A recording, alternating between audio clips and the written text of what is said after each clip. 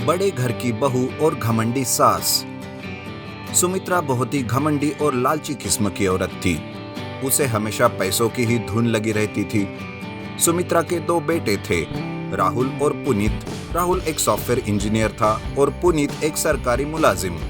सुमित्रा अपने दोनों बेटों की शादी बड़े घर में करना चाहती थी ताकि उसकी आने वाली बहुएं उसके लिए ढेर सारा दहेज ला सके। वो हमेशा अपने सहेलियों से इसी के बारे में चर्चा करती रहती थी। एक दिन सुमित्रा अपनी सहेली नीलम से कहती है, देखो नीलम, आजकल की बहुओं को मुट्ठी में बांध कर रखना चाहिए, नहीं तो वो हमारी एक नहीं सुनेंगी और उल्टा हमारे ही सर पर बैठकर मूंग दलेगी। समझी ना? वैसे तुम्हारी बहू दहेज में क्या लाई है? देखकर तो नहीं लगता कि कुछ खास लाई होगी। क्यों, सही कहा ना? अरे सुमित्रा, क्या बताओ, मेरी किस्मत ही फूटी है। मेरे बेटे ने लव मैरिज की है, इसीलिए कुछ खास दहेज नहीं मिला।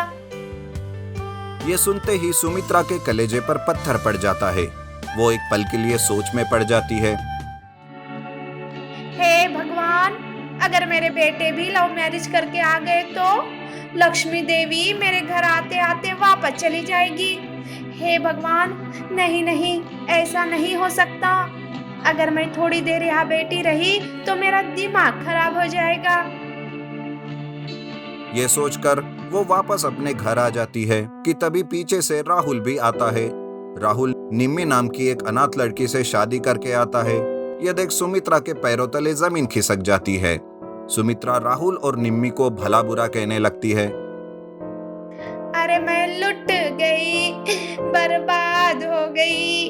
अरे ओ नालायक, सारी दुनिया में तुझे बस यही भी कारण मिली थी क्या शादी के लिए? अरे तूने मेरे सारे सपने पर पानी फेर दिया। माँ, निम्मी बहुत ही शांत स्वभाव की लड़की है। देखना, ये तुम्हें शिकायत का कोई मौका नहीं देगी। हाँ माँ जी, राहुल जी सही कह रहे हैं। मैं आपको अपनी माँ से भी बढ़कर प्यार करूंगी। बस कर कलमुही अपनी चिकनी चुपटी बातें। अरे कलमुही, तूने मेरे भोले भाले बेटे को फंसा लिया।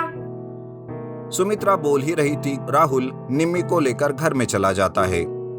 सुमित्रा अपने मन में सोचती है, हे भगवान, इस राहुल ने तो मेरे सपनों की नैया ही डुबो दी।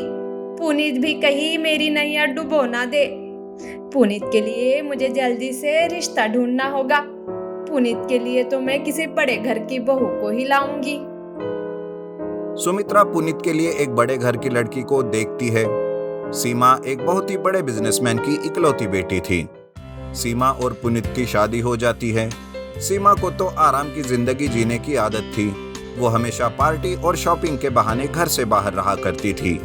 वो घर का कोई भी काम नहीं करती थी। घर का सारा काम निम्मी को ही करना पड़ता था और ऊपर से सुमित्रा के ताने। सुमित्रा निम्मी और सीमा में भेदभाव करने लगी। बेचारी निम्मी को एक पल का भी आराम नहीं मिलता था। एक दिन सुमित्रा की तबीयत बहुत खराब हो गई थी। पुनीत डॉक्टर को बुलाता है। देखिए, इनकी तबीयत बहुत खराब है, इन्हें आराम की सख्त जरूरत है। मैं कुछ दवाइयां लिखकर दे रहा हूं, आप इन्हें समय पर देते रहिए। ये कहकर डॉक्टर वहां से चले जाते हैं।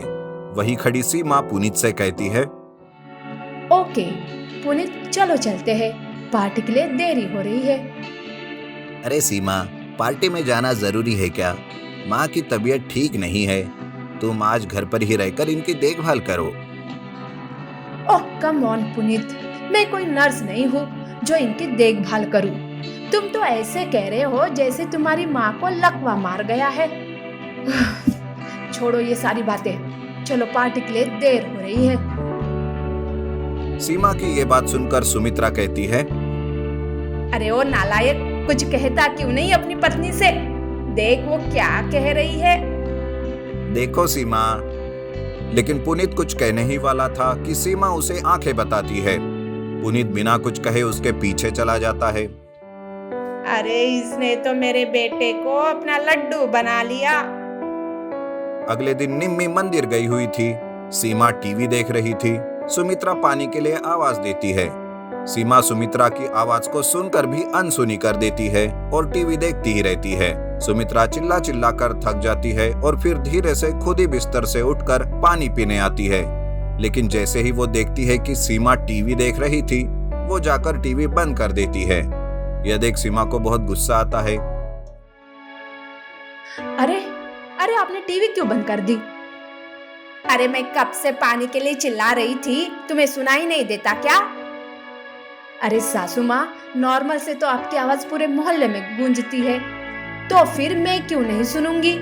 आपकी आवाज मैंने सुनी थी, पर टीवी पर अच्छा प्रोग्राम आ रहा था, इसीलिए मैंने आपकी आवाज अनसुनी कर दी। अरे कैसी बहू है रे तू, तुझे अपनी सास की जरा भी परवाह नहीं। अब आप फिर से शुरू मत हो जाना, जाइए जाकर पानी पी लीजिए और चुपचाप सो जाइए। अगर ऐसे चिल्लाती रहोगी ना तो आपकी दिमाग की नसें फट जाएंगी और आपको लकवा मार जाएगा, फिर हमें बेकार का खर्चा उठाना पड़ेगा। ये कहकर सुमित्रा एकदम उदास हो जाती है और वही गिर जाती है कि तभी वहां निम्मी आती है। वो सुमित्रा को उठाती है और सोफे पर बिठाती है। यह सब देख सुमित्रा के आंखों में आंसू आ जाते हैं और वो निम्मी से कहती है, निम्मी बेटा, मुझे माफ कर दो, मैं पैसों की घमंड में अंधी हो गई थी, मैंने तुम्हारी अच्छाई को नहीं समझा। अरे ओ सीमा, निम्मी को देखकर कुछ सीख, पैसा ही सब कुछ नहीं होता। चलो, आपको इस बात का एहसास हो गया, मैं आपको इसी बात का एहसास दिलाने के लिए ये सब कर रही थी। मुझे भी आप माफ कर दीजिए सासू माँ।